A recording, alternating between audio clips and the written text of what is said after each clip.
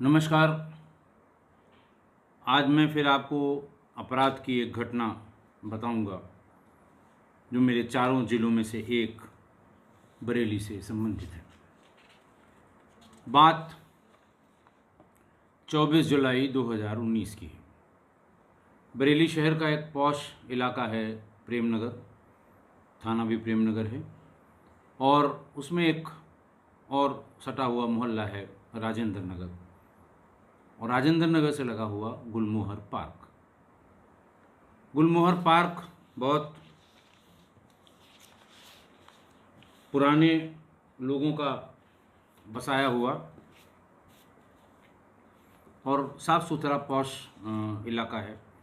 उसमें वो नया बसाया हुआ है और विशिष्ट लोगों का, विशिष्ट महानुभावों के बहुत उसमें आवास है। और रात में करीबन 9 बजे के आसपास 100 नंबर यानी 112 नंबर पे कॉल गई, जिसमें किसी ने ये बताया कि गुलमोहर पार्क के मकान नंबर बी 112/5 में श्री नीरज सत्संगी अपनी पत्नी रूपा सत्संगी के साथ निवास करते हैं और उनकी पत्नी रूपा सत्संगी सेंट्रल बैंक बरेली में नौकरी करती हैं और इनका पुत्र एक दिल्ली में रहता है। और इस समय इनके मकान का दरवाज़ा खुला हुआ है। हम लोगों ने बाहर से झांक के देखा, उसमें श्रीमती रूपा सत्संगी का शव पड़ा हुआ है। इंस्पेक्टर प्रेमनगर थे उस समय, बलवीर सिंह।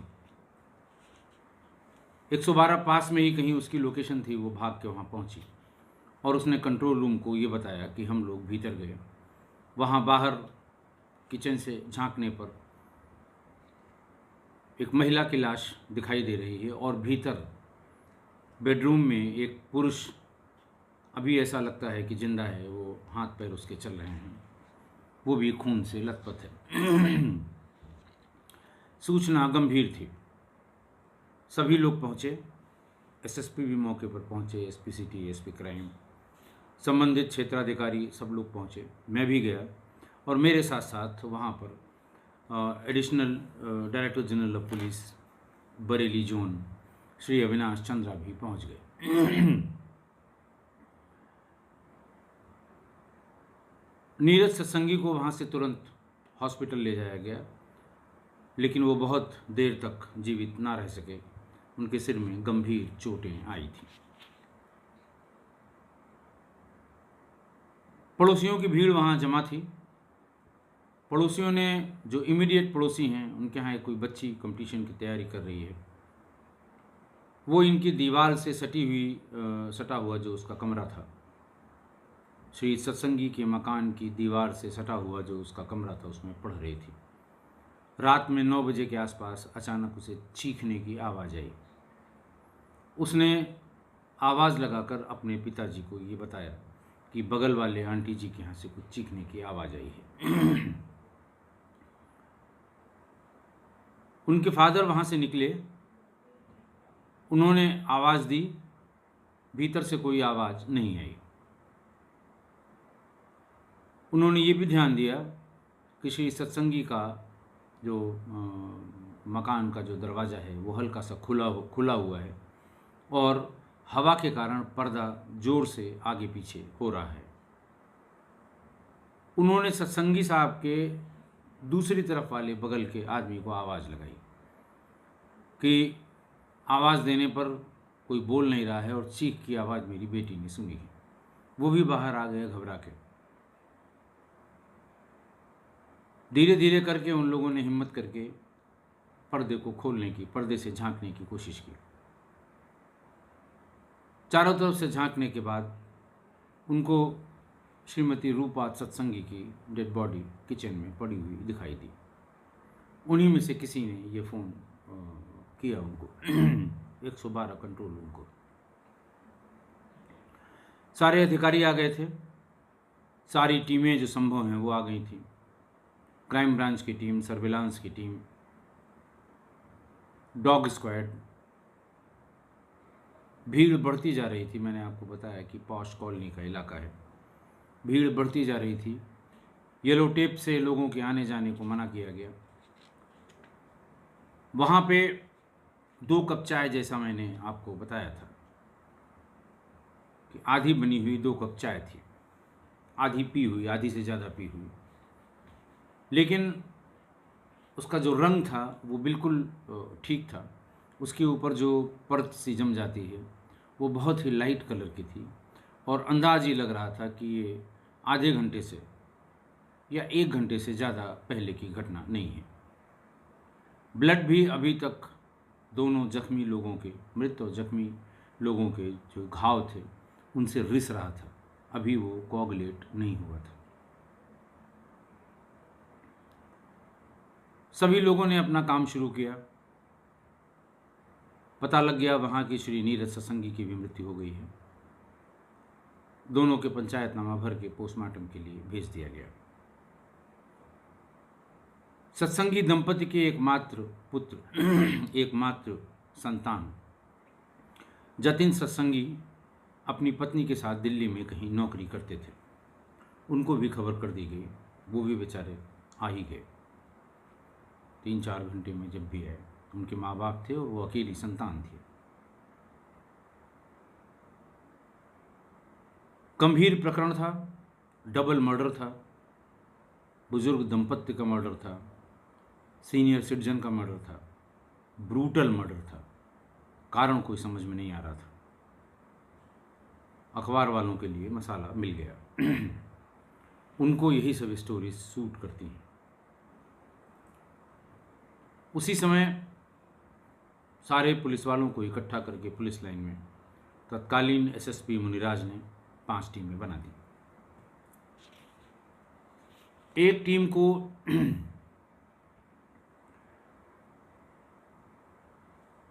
उन्होंने 5 टीमें बना दी। इसी बीच में आसपास के सभी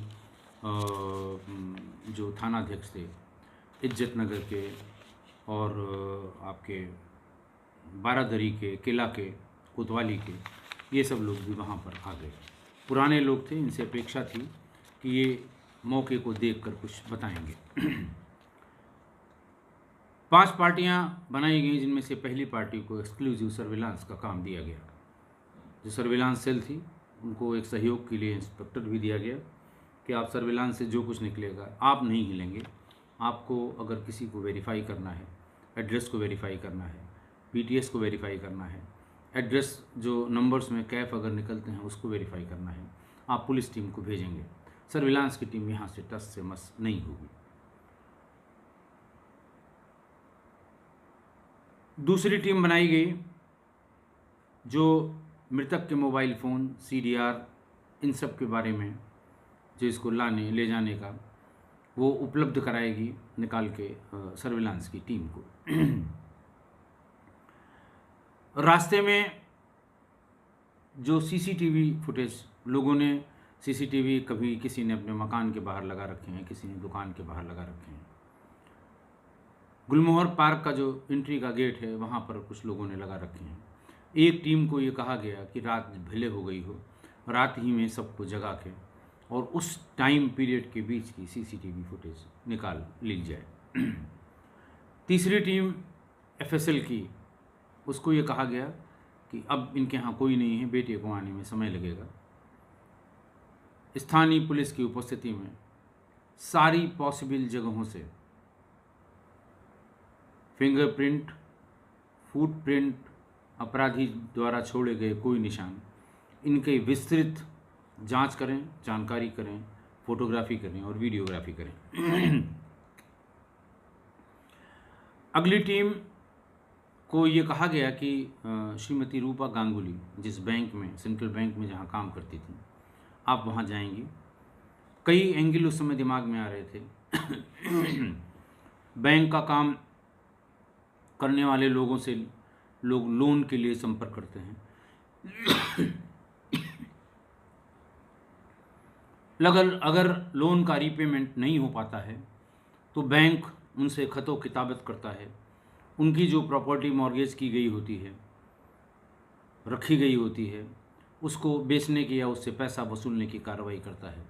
कभी कभी इस तरह की कार्रवाई में जो असामाजिक तत्व हैं, गुंडा तत्व हैं, या जो दबंग कहे जाते हैं स्थानीय भाषा में, वो अनावश्यक दबाव बनाते हैं बैंक कर्मचारियों के ऊपर। नोटिस न निकाली जाए, नीलामी की डेट न घोषित की जाए, नीलामी के लिए जो कमेटी बनती है वो न बनाई जाए, इस तरह की बातें।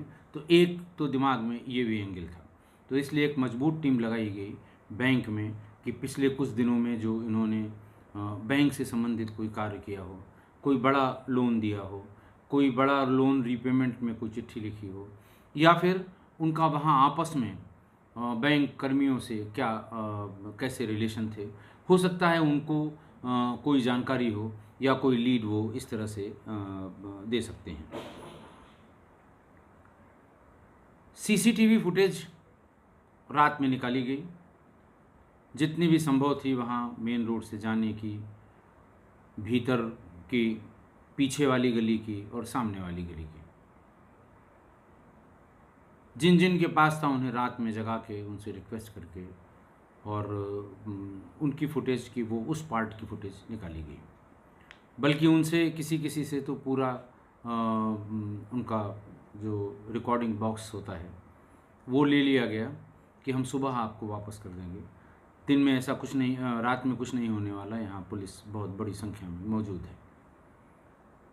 जो लोग जानकार थे, जिन्हें पता था कि हो सकता है इससे मदद मिल जाए, उन लोगों ने ऐसा ही किया।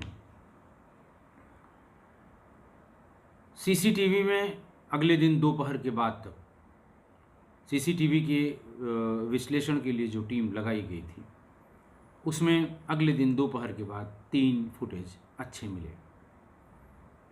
एक फुटेज में एक व्यक्ति पैंट शर्ट पहने हुए, टोपी लगाए हुए, जिसमें टोपी के आगे का भाग काफ़ी नीचे झुका हुआ, यानी अगर वो थोड़ा सा नीचे कर ले सिर को तो उसका मुंह साफ नहीं दिखाई देगा। वो बहुत संभाल के कैमरे की तरफ अपना मुंह न करके सीधे जाता है, लेकिन उसके निकलने की कोई फुटेज उस रास्ते से नहीं मिली। तो ये माना गया कि ये इस रास्ते से वापस नहीं आया है। सवेरे तक की सब फुटेज देख ली गई। सूचना जो जिस समय मिली थी, पुलिस जब वहाँ पहुँची थी, उसकी और घटना होने के बीच की सारी फुटेज बारीकी से देख ली गई, लेकिन वो आदमी भीतर तो गया लेकिन आया नहीं। तो पीछे की फुटेज, जो उसके घर के पीछे का जो रोज़ हैं, जो वहाँ पे जो मकान बने हुए हैं, वहाँ से फुटेज निकाली गई। उसमें भी एक इम्पॉर्टेंट फुटेज ये मिली कि एक व्यक्ति पहले थोड़ा नीचे गिरा, उसके बाद खड़ा हुआ, एक पैर की ही चप्पल उसके पैर में थी, दूसरा पैर नंगा था। खड़ा होने के बाद ऐसा लगता था उसे चोट सी लगी है। वो लंगड़ा के थोड़ा आगे तक चला, जहाँ तक सीसीटीवी का कवरेज एरिया था। एक दिन पहले की फुटेज में भी वही व्यक्ति हाथ में एक छोटा सा बैग लिए हुए वो आदमी दिखाई दिया, और कमोबेश जो घटना का समय था, जिस समय वो भीतर गया, जब पुलिस को सूचना मिली, जिस समय पुलिस वहाँ पहुँची, ये फुटेज उसके पहले की थी, 5 मिनट 10 मिनट पहले की। ऐसा लग रहा था कि वो किसी छत से कूदा है नीचे, और कहीं पर किसी छज्जे से टकराया है, नीचे गिर गया है और फिर खड़ा हुआ है, लंगड़ाते हुए वहाँ से चला गया है। इस सीसीटीवी फुटेज के बाद फॉरेंसिक की टीम को एक बार फिर भेजा गया कि इनकी छत और इनके अगल बगल जो लोग हैं उनकी छतों पर देखा जाए कि क्या कहीं पर स्ट्रॉन्ग जो फिंगरप्रिंट है या स्ट्रॉन्ग फुटप्रिंट है उसको निकाला जाए, क्योंकि अगर कोई कूदेगा हाथ का सहारा लेके या पैर पर भार दे के कूदेगा तो उसका अच्छा प्रिंट वहाँ पर आना चाहिए। फिर से दोबारा जब वहाँ छत पे जांच शुरू की गई तो एक बैग जिसमें कुछ पासबुक रखे हुए थे पैरों का दीवार पर एक निशान, जैसे लगता था कि पैर टिकाकर ऊपर चढ़ा गया है, और बगल वाली छत तक जाते समय जो पैरों में चूना लग गया था दीवार का, उसका निशान यानी फुटप्रिंट। अब ये लगभग तय हो गया था कि आदमी भीतर से सीढ़ी के सहारे ऊपर आया है। ऊपर से इसे पता है सब कि किस छत से कहाँ कूदने पर हम कहाँ पहुँच जाएंगे। वो वहाँ छत से कूदा है और कूद के पीछे वाली सड़क से लंगड़ाते हुए चला गया है। पुलिस पर दबाव बहुत था।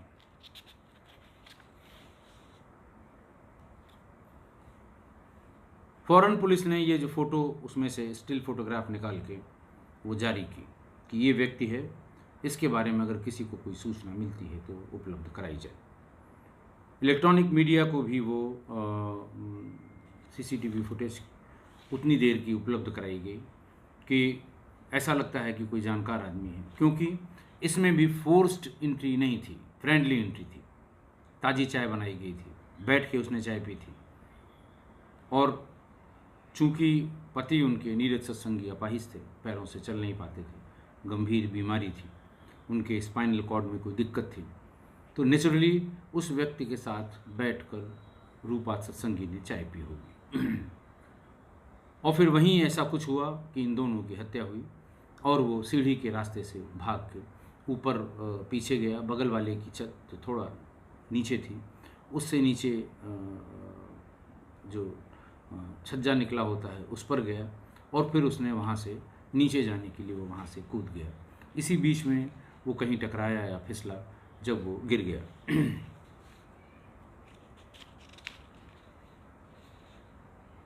जैसे ये सूचना अखबारों में छपी, टीवी पर दिखाई गई, फ़ोन कॉल्स आने लगे।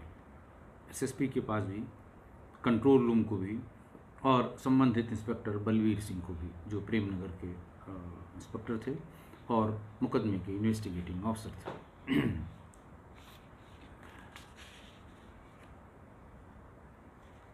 नीरज सत्संगी का बेटा जतिन सत्संगी जब वापस आया, जब दिल्ली से भागते हुए किसी तरह पहुंचा वो बेचारा पत्नी के साथ, तो उसने एक तहरीर दी। सब चीज़ें उसने देखी समझी और एक तहरीर दी, जिसके आधार पर 25 तारीख को, 24 की शाम को ये घटना है, लेकिन चूँकि उसके आने में देर हुई, उसने सबसे कहा कि आप कुछ चीज़ें वहाँ डिस्टर्ब न करिएगा, मैं आ रहा हूँ, मैं भी समझूंगा इसे, और उसके बाद फिर आके मुकदमा लिखाऊंगा। 25 तारीख को एक मुकदमा लिखा गया, 269/2019, सेक्शंस लगी 452, 302, यानी घर में घुसकर हत्या करना। मुकदमा लिख लिया, बलवीर ने अपनी इन्वेस्टिगेशन शुरू की। इनिशियल उसके पास जो जानकारी मिली थी, उस जानकारी के हिसाब से ढेर सारे फिंगरप्रिंट, फुटप्रिंट, कुछ बिखरा हुआ सामान। दूसरा ये था कि घर के भीतर श्री सत्संगी के कमरे में तमाम सामान बिखरा हुआ था। ऐसा लग रहा था कि कुछ ढूंढने की कोशिश की गई है या कुछ ले भी गया है, लेकिन क्या ले गया ये जतिन यानी सत्संगी दंपति का बेटा भी नहीं बता पाया। मैंने जैसा बताया कि पुलिस पर दबाव बहुत ज़्यादा था। राजनीतिक पार्टियों के लोग, दिल्ली से आए हुए लोग, मृतक सत्संगी दंपति के जो रिश्तेदार बाहर रहते हैं वो, ये सभी पहले इंस्पेक्टर से उन्होंने पूरी बात पूछी, फिर सर्किल ऑफिसर से, फिर एसपी क्राइम से, फिर एसएसपी से, सबसे पूछी। लेकिन 3 दिन तक जितनी भी बात पुलिस उनको बताती थी, वो अगले दिन अखबारों की सुर्खियां होती थी। एसएसपी पूछते थे क्राइम ब्रांच वालों से भी, एसपी क्राइम से, कि भाई ये इन्वेस्टिगेशन की प्रोग्रेस अखबारों में कैसे छप रही है, ऐसे तो हम कहीं नहीं पहुंच पाएंगे। इस बात की भी का भी विचार हुआ कि आखिर किसने किसको कितना बताया था, और फाइनली ये पता लगा कि जो उनके रिश्तेदार 4-6 आते थे, पूछते थे, संभवतः उनके या तो किसी प्रेस वाले से कोई संबंध थे, या प्रेस वाले उन लोगों से बात करके सारे प्रेस वालों को पता था कि आज कौन लोग किससे मिलने गए हैं, तो उन्हीं को फ़ोन करके उनसे पता करके और उसकी ब्रीफ लिखते थे। फॉलोअप आधे आधे पन्ने का छपता था। इस पर मुनिराज जो तत्कालीन एसएसपी थे, उन्होंने फिर मीटिंग करके और ये बताया कि सेंसिटिव डिटेल्स आप बिल्कुल किसी को नहीं बताएंगे। लोगों ने बताया कि परिजनों को बताते समय उनसे रिक्वेस्ट की गई थी कि इसे कहीं और न बताया जाए, लेकिन परिजनों के नाम पे शायद मृतक के एक भाई थे और दूर दराज के रिश्तेदार थे। जतिन उस बीच में कहीं गया नहीं था, किसी के पास गया हो, और जतिन से बहुत ज़्यादा जो कुछ बताना होता था इंस्पेक्टर स्वयं जाके उसके घर पे बता दिया करते थे, और उसने प्रेस वालों को भी बहुत ज़्यादा एंटरटेन नहीं किया था।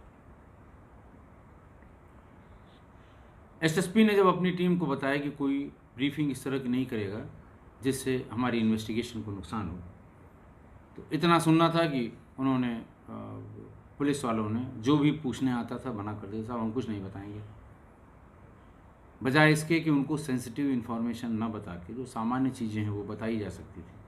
लेकिन पॉइंट ब्लैंक मना कर दिया गया कि नहीं साहब, हम कुछ नहीं बताएंगे, मेरे लिए यही आदेश है। जब वहाँ से कुछ नहीं पता लगा, वो भाग के हमारे पास आए कि साहब पता नहीं कोई बात है, कोई खिचड़ी पक रही है, और कोई पुलिस अधिकारी हमको, हमारा अधिकार है ये जानना कि हमारी केस में क्या हो रहा है, और फिर भी हमें नहीं बताया जा रहा है। मैंने एसएसपी से बात की उस समय, क्या बात है, क्या अगर आप खुद मतलब वन मैन कॉन्टैक्ट रखिए, आप बताना चाहें तो आप बताइए, किसी और से ये बात नहीं करेंगे। लेकिन ये बात सही है कि इनको भी पता होना चाहिए। मुनराज ने सारा डेवलपमेंट बताया। उसके बाद रिक्वेस्ट की कि सर इनसे प्लीज़ शेयर मत करिएगा, जो उसकी सेंसिटिव डिटेल थी। हम लोग 3 दिन से देख रहे हैं, जो चीज़ इन्हें बताते हैं इनके भले के लिए या इनको कॉन्फिडेंस मिलेगी, वो पता नहीं कैसे अगले दिन अखबार में छप जाती है। तो ये चेक करने के लिए कि इनसे अखबार तक बात पहुंच रही है या हमारे यहाँ कोई ब्लैक शिप है जो इस बात को अखबारों में लीक करता है। मैंने भी उनसे कहा कि नहीं, इसमें कुछ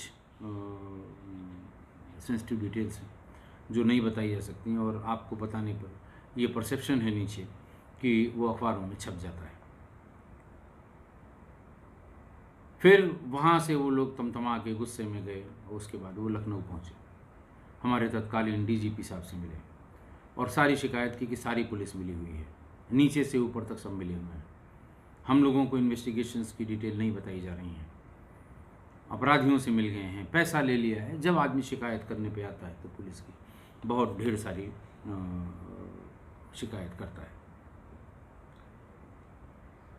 डीजी साहब वहाँ एडीजी से, अपने एडीजी जोन से भी, मुझसे भी और एसएसपी से भी, उन्होंने पूछा भाई क्या बात है, इनको कुछ तो इनको ब्रीफ कर देना चाहिए, आप सब चीज़ें सेंसिटिव नहीं हो सकती, ऐसी ऐसी बातें की। और तलखी में भी किसी से बात की, किसी अधिकारी से, तो वो बात नीचे तक परकुलेट हुई कि भाई अब अधिकारी बहुत नाराज़ हो रहे हैं, केस का खुलना बहुत ज़रूरी है। अगर यह जल्दी न पकड़ा गया तो हो सकता है किसी के खिलाफ कोई कार्रवाई हो जाए। ये सब चल ही रहा था। तो तब तक जब सीसीटीवी की फुटेज से निकाली गई फ़ोटोग्राफ जो अखबारों में छपी थी और जो तमाम सोशल मीडिया में और इलेक्ट्रॉनिक चैनल्स पे चली थी, उसको देख के कई फ़ोन आए कि साहब फ़लाँ आदमी बिल्कुल ऐसा ही है, फ़लाँ आदमी, इस तरह से कई लोग उठाए गए। उनसे पूछताछ की जाती थी, और जब ये पता लग जाता था कि नहीं इसका कोई मतलब नहीं है तो उसे छोड़ दिया जाता था। इतने दबाव के बाद एक आदमी उसी तरह की कद काठी का, लगभग वैसे ही पैंट शर्ट पहनने वाला, उसी तरह की चाल वाला, किसी ने सूचना दी कि हमारे मोहल्ले में फला आदमी है और बस इसी ने मर्डर किया है। इसकी फ़ोटोग्राफ मैंने, वीडियोग्राफ अपने घर से खींची है, वो भी मैं भेज रहा हूँ। एसएसपी को भेजा, उन्होंने डिटेल उसकी भेजी।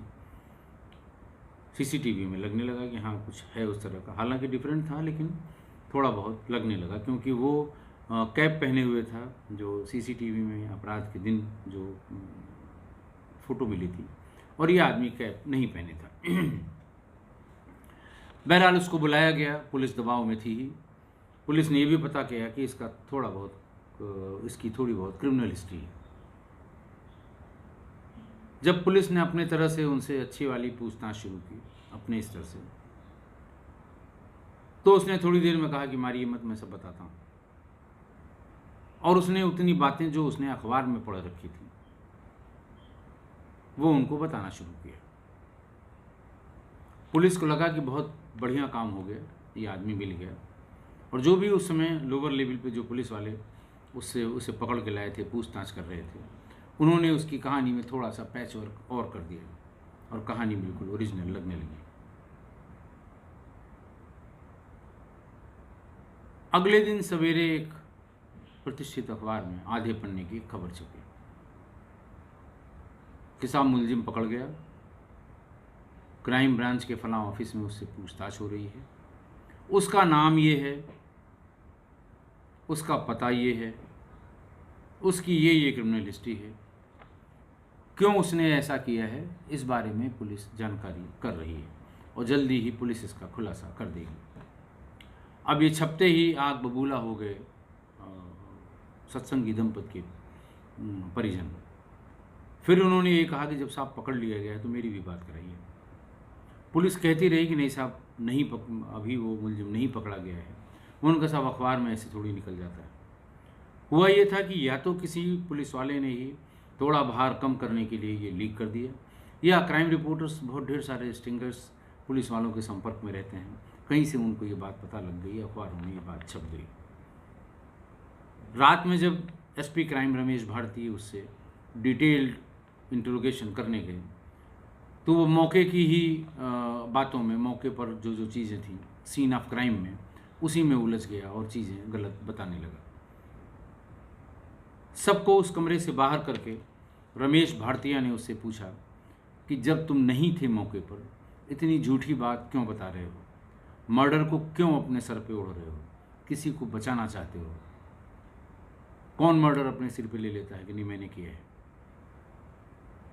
उसने कहा साहब कोई बात नहीं, मार से पिटाई से बचने के लिए ऐसा मैंने किया था, मैंने कुछ नहीं किया है, और जब मैं कहता था कुछ नहीं किया है तब मेरी पिटाई होती थी। तो ये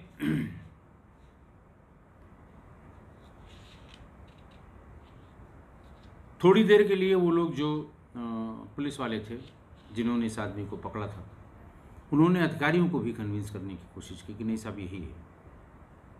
बात एसएसपी तक और मेरे तक आई। एसएसपी ने भी जाके उससे पूछताछ की और फिर वहाँ से बताया साहब ये गलत है, ये मुलजिम नहीं है। इसको बहुत माइन्यूट डिटेल्स भी नहीं पता है, मेज कहाँ पर रखी थी, श्रीमती सत्संगी किस कलर का कपड़ा पहने थे, श्री सत्संगी पलंग की बाईं तरफ थे या दाहिनी तरफ थे, श्री सत्संगी के उस कमरे में जिसमें ये तथाकथित कह रहा था मैंने मारा है, उसमें टीवी कहाँ लगा हुआ था। बस इन्हीं सब सवालों में उलझ गया और फिर उसको वहाँ से छोड़ा गया। थोड़ी सी भी लापरवाही होती तो पुलिस उस आदमी को इस मर्डर में खोल के अपने काम की इतिश्री कर लेती, लेकिन सेंसिबल ऑफिसर्स के सुपरविज़न में ये हो रहा था, इसलिए ऐसा नहीं हुआ। इसी बीच और तरह की सूचनाएं आती रहीं। एक सूचना को वेरीफाई करने के लिए पुलिस गई पटेल नगर।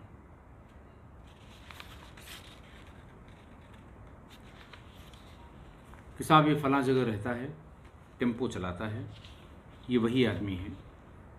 और वहाँ ये भी बताया गया कि ये वहीं सत्संगी दंपति के मकान के सामने बहुत दिन तक किराए पर रहा है। सूचना में थोड़ा दम लग रहा था, फोर्स गई वहाँ पर तो पता लगा, घटना के दिन की डेट बता के उनके घर वालों ने बताया साहब को वो उस दिन से बाहर गया है टेम्पो लेकर किसी सवारी को छोड़ने के लिए और अभी तक नहीं आया है, 3-4 दिन हो गए थे। उसका नंबर खंगाला गया।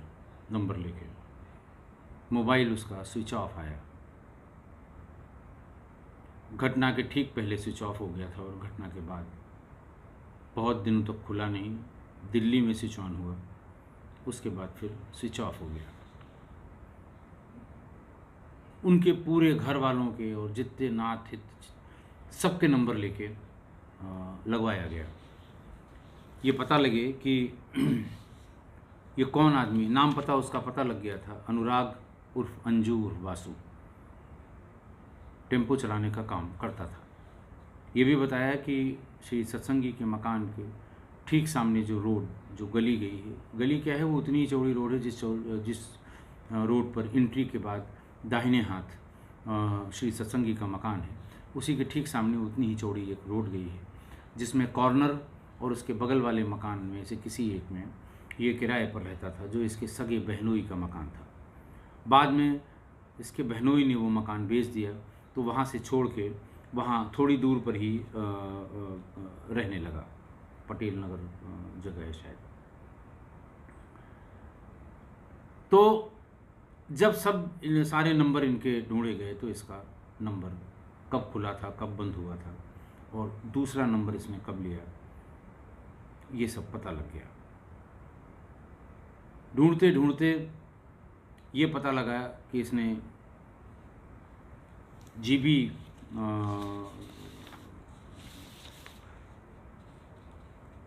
गुरु तेग बहादुर हॉस्पिटल में ये 2 दिन रहा। उसके बाद ये आगरा चला गया। आगरा में इसकी एक बहन का होना पाया गया। पुलिस उनके यहाँ गई। उन्होंने बताया बस अभी 2 घंटे पहले ही किसी से फ़ोन से बात हुई है बरेली और ये बाहर निकल गया है। बहरहाल पुलिस ने उसको गिरफ्तार कर लिया।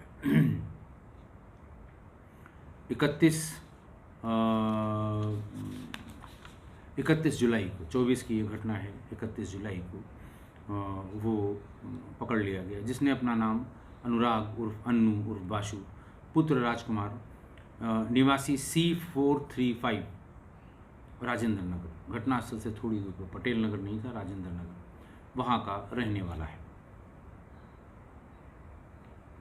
CCTV दिखाई गई। उसने बताया कि हाँ साहब ये मैं ही हूँ।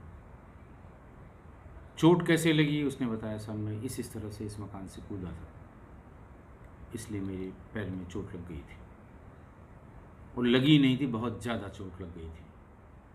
मेरी स्पाइनल कॉर्ड बुरी तरह से इंजर्ड है। इतनी चोट के बाद मैं सीधे वहाँ से अपने टेम्पो से अपने एक दोस्त के यहाँ गया, उससे कुछ पैसे उधार लिए और वो पैसे लेकर मैं सीधे वहाँ से दिल्ली गया। दिल्ली में गुरु तेग बहादुर में हमारा इलाज शुरू हुआ। 2 दिन इलाज हुआ। उसके बाद अस्पताल के एडमिनिस्ट्रेशन ने अपना आधार कार्ड दिखाने के लिए कहा। उसको लगा कि अगर मैं आधार कार्ड दिखा दूंगा तो कहीं न कहीं पकड़ा जाऊंगा। वहाँ से वो बिना पूरा इलाज कराए हुए ये कह के कि मेरे पास पैसे नहीं हैं, गुरु तेग बहादुर हॉस्पिटल से चला आया। वहाँ से फिर ये भाग के अपनी सिस्टर के यहाँ आगरा गया, जहाँ ये 2 दिन अस्पताल में भर्ती रहा और डॉक्टर्स ने बताया कि बहुत ज़्यादा चोट लगी है, मुश्किल है ठीक होना, और इसे वापस घर भेज दिया गया। इस बीच में इसको, जो इसकी बहन वहाँ रहती है, जिसके मकान में किराए पे रहता था ये बरेली में, उसने किसी से, अपने भाई से संभवतः, वो ब्यूटी पार्लर का काम करती है और उसका PCO भी पहले चलता था, किसी से उसको फ़ोन कराया कि पुलिस अब बहुत पूछताछ कर रही है। ये वहाँ से भागा और फिर रास्ते में पकड़ लिया गया। उसने ये बताया कि साहब मैं चूँकि सामने ही रहता था, टेम्पो चलाता था, श्री सत्संगी को कभी डॉक्टर के यहाँ ले जाना हो, वहीं फ़ोन से बता दिया करते थे सत्संगी साहब या उनकी पत्नी, और मैं उन्हें डॉक्टर के यहाँ दिखा लाता था। कभी कभी बहुत जल्दी में श्रीमती सत्संगी होती थी बैंक जाने के लिए, तो वो आवाज़ दे देती थी या बुला लेती थी, मैं उनको बैंक ले जाता था, ले आता था। और ऐसा हफ्ते में कई कई बार मैंने किया। इसकी वजह से उनके घर में मेरी एक्सेस थी। मैं कभी वैसे ही कि बताइए और कुछ लाना तो नहीं है, चला जाता था। रूपा सस्ते भी पिलाती थी और तमाम उसके जैसे घर के राशन के बारे में बताया कि कभी वो बेचारे कहीं जा नहीं सकते थे, बेटा दिल्ली में रहता था, इनको बैंक का काम पड़ गया तो बैंक में छोड़ने के बाद इसे पैसा देती थी कि ये पैसा ले लो, ये सामान है, कागज़ पे लिख के उसे दे दिया, इसे ख़रीद के घर पे छोड़ देना, पैसा और लगेगा तो बताना, शाम को आना, हम दे देंगे। सब्जी है, अनाज है या घरेलू बहुत ढेर सारे ये भी ले आया करता था तो घर पे रख दिया करता था। श्रीमती सत्संगी थोड़े दिनों में रिटायर होने वाली थी और ये हर दूसरे तीसरे दिन उनके यहाँ, चूँकि सब जगह इसके पूरे घर में आना जाना था, बातचीत में उसे ये एहसास हुआ कि ये लोग शायद रिटायरमेंट के बाद इस मकान को बेच के अपने बेटे के पास दिल्ली चली जाएंगे। कभी कभी मन की बात आदमी कहता है, कोई इस तरह की बात उनके बेटे ने भी नहीं बताई कि मकान को बेचने की कोई बात थी, लेकिन कोई बात चली होगी तो उन्होंने कहा होगा रिटायरमेंट के बाद यहाँ कहाँ रहेंगे, बेटे बहू के पास रहेंगे, मकान बेच देंगे। और डॉक्टर साहब उनकी श्री सत्संगी की दवा लाने उनको देने के चक्कर में कई बार उसने उनका पैसा कहाँ रखा जाता है, कहाँ से पैसा निकाल के देते हैं, ये भी देख लिया था। अनुराग ओरिजिनली पीलीभीत का रहने वाला था, शहर का। वहाँ से इस भाई बहनों समेत ये यहाँ आ गया था जहाँ अपना जीविकोपार्जन का काम ये लोग करते थे। वहाँ से उसने जो लोहे की दुकान है वहाँ से एक इमाम दस्ता खरीदा, यानी खल मूसर जो पहले घर में मसाला कूटने के काम आती थी, लोहे का बर्तन सिलिंड्रिकल, और उसको कूटने के लिए भारी लोहे का जिसमें ऊपर हल्का सा हत्था भी बना होता है, उससे महिलाएं करती थीं। अब तो मिक्सी ने सब चीज़ें इधर उधर कर दी हैं। इमाम दस्ता खरीदा जो बहुत छोटा था और बहुत भारी था, उसको एक बैग में रखा और वहाँ से उसने प्लान किया कि हम इनके यहाँ बहुत पैसा मिल जाएगा, पैसे की तंगी चल रही है, हम अपना काम कर लेंगे। उस दिन उसने आवाज़ लगाई, रूपा सत्संगी ने दरवाज़ा खोला, चाय पिलाई, फिर इसने मौका देख के श्री सत्संगी के सिर पर वार कर दिया। वो बेचारे पैर से चल नहीं सकते थे, इसलिए वहीं वो लुढ़क गए। लेकिन उनके मुंह से जो चीख निकली वो देखने के लिए श्रीमती रूपा सत्संगी बाहर किचन में थी, काम कर रही थी। बाहर जैसे ही निकली, ये उस समय वार कर रहा था इमाम दस्ते से श्री सत्संगी पे, उनकी चीख निकल गई। वो इतनी जोर से चीखी कि श्री सत्संगी को छोड़ के वो सीधे इनके सिर पर उसने वार कर दिया। उसके बाद वो बोल नहीं पाई। चीख सुनने के उसके बाद ही अपना वहाँ जाकर उसको जो भी रुपए पैसे की जहाँ अंदाज़ था वहाँ पैसा रुपया उनके बैंक की सब डिटेल्स वो खंगालने लगा। चीख की आवाज़ सुन के जब पड़ोसी आए और इनके घर के सामने ही खड़े होकर आवाज़ लगाने लगे, वो उस समय उसको लगा। और इसी बीच में बगल वाले पड़ोसी भी आ गए, 2-3 लोग और आ गए। उसके दिमाग में ये आया कि लगता है ज़्यादा लोग आ गए हैं। उसे ऊपर का रास्ता पता था, सीढ़ियों से छत पे पहुंचा, छत से बगल वाले की छत पे पहुंचा, वहाँ से कूदा और बाकी चीज़ें ये पता लगी। नीरज सत्संगी की जितनी बातें थी जो वो कंफर्म हुई, सब क्रॉस चेक की गई, टाइमिंग चेक किया गया। गुरु तेग बहादुर से पता किया कि इसने अपने आप को ये बताया था कि हापुड़ में इसका एक्सीडेंट हो गया है। आधार मांगने पर ये बिना इलाज किए चला गया था। इसका जो इलाज वहाँ आगरा में डॉक्टर ने किया, उन्होंने सारे डॉक्यूमेंट दिखाए, उन्होंने भी यही बताया। चूँकि वहाँ पर उसके इलाज के लिए उसकी सिस्टर ले गई थी तो इसलिए उनको वो लोकल थी, उनके लिए कोई बहुत दिक्कत नहीं थी। फिर वहाँ से जब ये भागा, जब पकड़ा गया, उनके पुत्र सत्संगी दंपति के पुत्र जतिन सत्संगी भी है और वो बार बार ये कहते रहे साहब कि ये कारण नहीं, कोई और कारण हो सकता है। अच्छा, इस बीच में उसने अपने बचने के लिए तमाम किस्से कहानियाँ बताए। कि साहब इन्होंने कहा था मारने के लिए, उन्होंने कहा था, पैसे के लिए नहीं मार रहा था। मैं इस तरह की बातें तमाम बाद में जो इन्वेस्टिगेशन में बहुत बाद में सारी बातें झूठी पाई गई। सिर्फ़ और सिर्फ पैसों के लिए उसने ये किया था। लेकिन फिर भी डबली श्योर होने के लिए जतिन सबके पास गया, मेरे पास भी आया कि साहब इन्वेस्टिगेशन फेयर होनी चाहिए। उनको बताया गया कि इन्वेस्टिगेशन बिल्कुल फेयर है और दूसरी इन्वेस्टिगेशन कोर्ट में सबमिट होगी। अगर कोई एडिशनल फैक्ट उस समय आपके दिमाग में है तो आप बताइएगा। उन्होंने कहा साहब हमको ये लगता है कि इसका नार्को, ब्रेन मैपिंग या लाई डिटेक्टर टेस्ट करा लिया जाए। पुलिस ने फ़ौरन कोर्ट में अप्लाई किया कि साहब हम इसका ये टेस्ट कराना चाहते हैं। लेकिन इस तरह के टेस्ट कराने की अनुमति देने से पहले उस व्यक्ति की सहमति आवश्यक है जिसका ये सब टेस्ट होना है। और अनुराग उर्फ अन्नू ने या उसके वकीलों ने साफ मना कर दिया कि हम इसके लिए सहमत नहीं हैं और वो ये टेस्ट नहीं हो पाए। खैर 24 अक्टूबर 2019 को सारे साक्ष्य, उसके पास से 25,000 रुपये बरामद हुए, मृतका का बैग बरामद हुआ, मोबाइल फ़ोन उनका बरामद हुआ, उसमें 394 की धारा और लगाई गई जो अपराध पंजीकृत हुआ था। और 24 अक्टूबर को आरोप पत्र संख्या 223 सारे साक्ष्य के साथ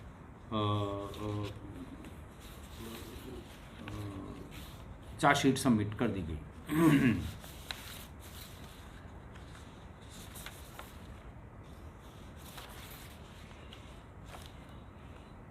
वो जेल में है और ट्रायल इसका अभी शुरू नहीं हुआ था।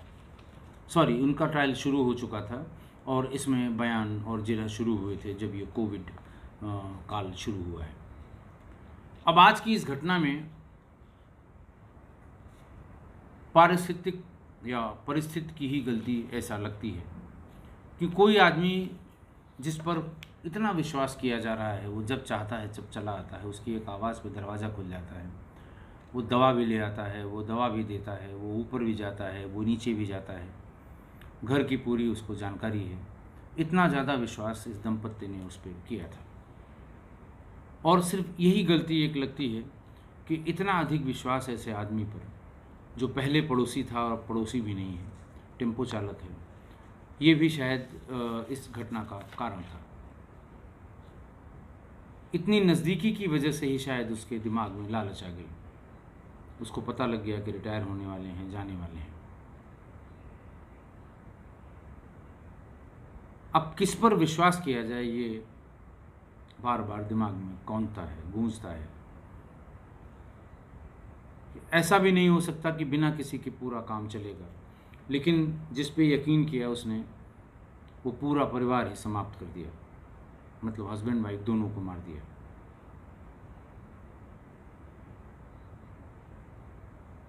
तो परिस्थितियों की, अनुराग के मन के लालच की, अनुराग का के किए गए विश्वासघात की और दंपति द्वारा उन पर किए गए अंधाविश्वास के कारण ये बहुत ही गंभीर, बहुत ही नृशंस, बहुत ही निंदनीय घटना हुई थी। अगर आपकी ये समझ में आता है किसी और की गलती है तो कृपा करके ज़रूर बताएं। बहुत बहुत धन्यवाद।